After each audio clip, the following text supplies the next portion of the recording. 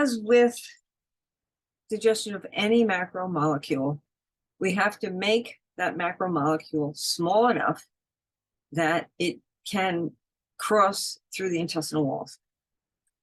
So what happens is we take a triglyceride, if you're talking about triglycerides, and break them down until they're small enough to be known as monoglycerides, and you'll have fatty acids that have been released. So what's a monoglyceride? We already talked about that. It is a glycerol backbone with a single fatty acid chain bond.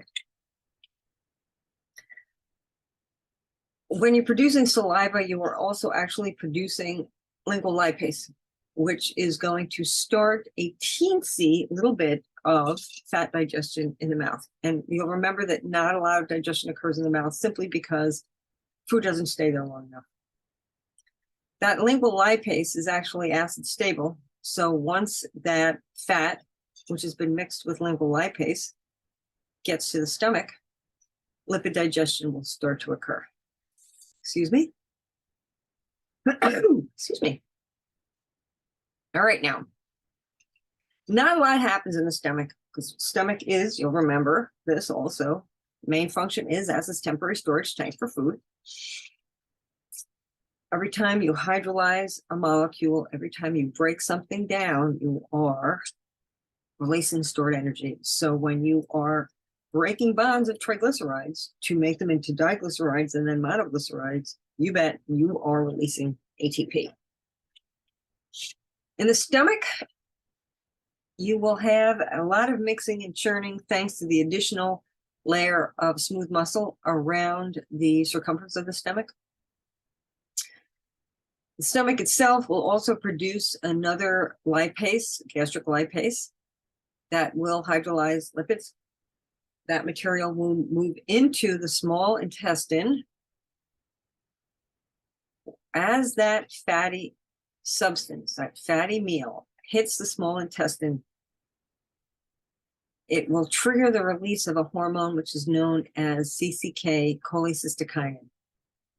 The job of CCK is to tell the gallbladder to dump bile that it's been storing into the small intestine so we can emulsify fats for absorption.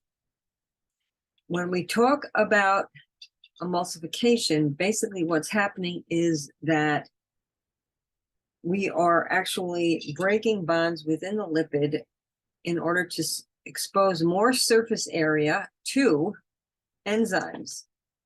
But if you tell me that bile breaks down fats, that will be perfectly fine. So why do we need it? Because we need to make these fats more water soluble.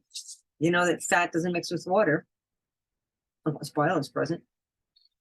So the bile acid molecule is going to have these side chains of amino acids that are hydrophilic, that means water loving. On the opposing end or opposite end is a sterol that is going to be attracted to fat. And that gives you an image of what these bile acids look like when ranged around a lipid.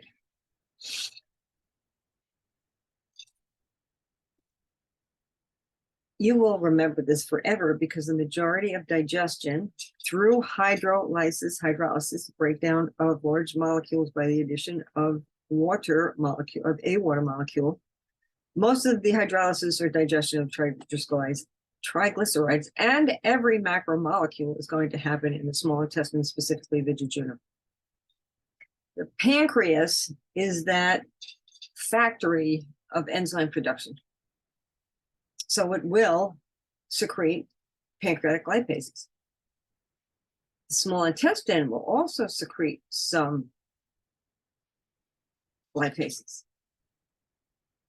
And the job of those enzymes are to break that triglyceride or diglyceride down into a monoglyceride because those are small enough to move into the intestinal walls. That shows you an image of what's happening there.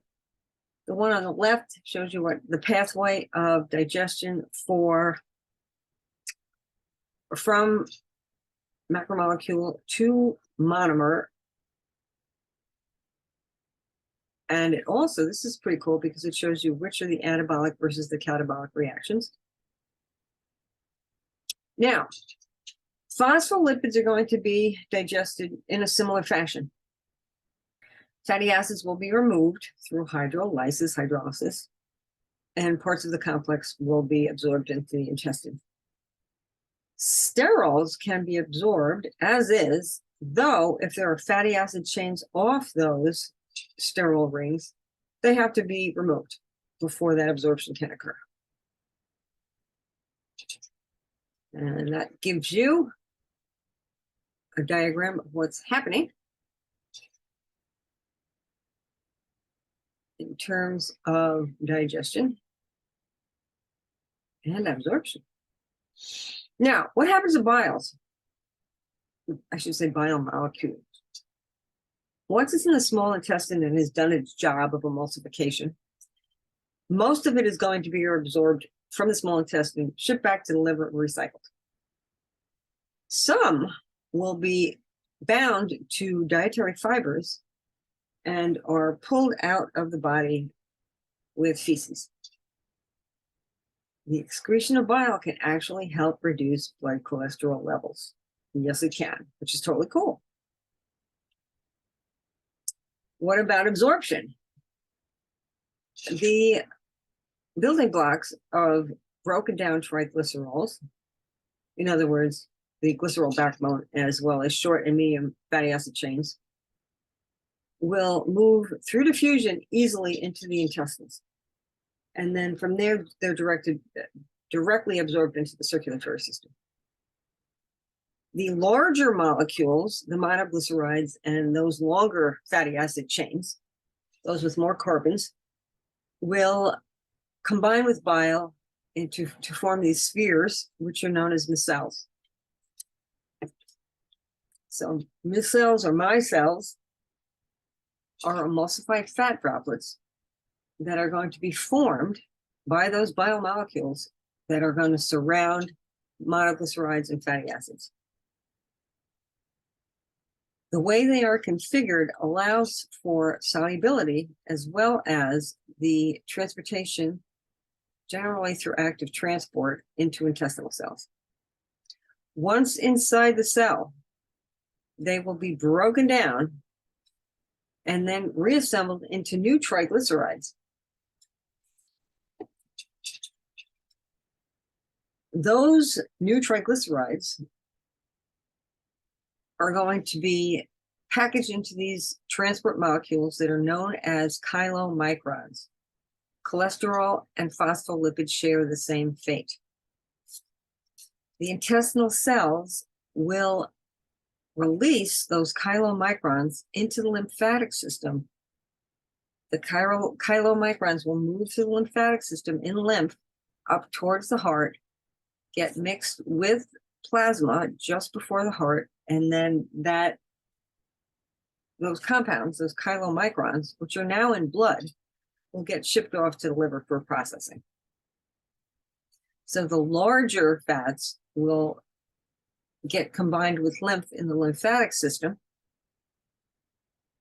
then get added to the blood, and then get processed in the liver. Make sure that you watch this.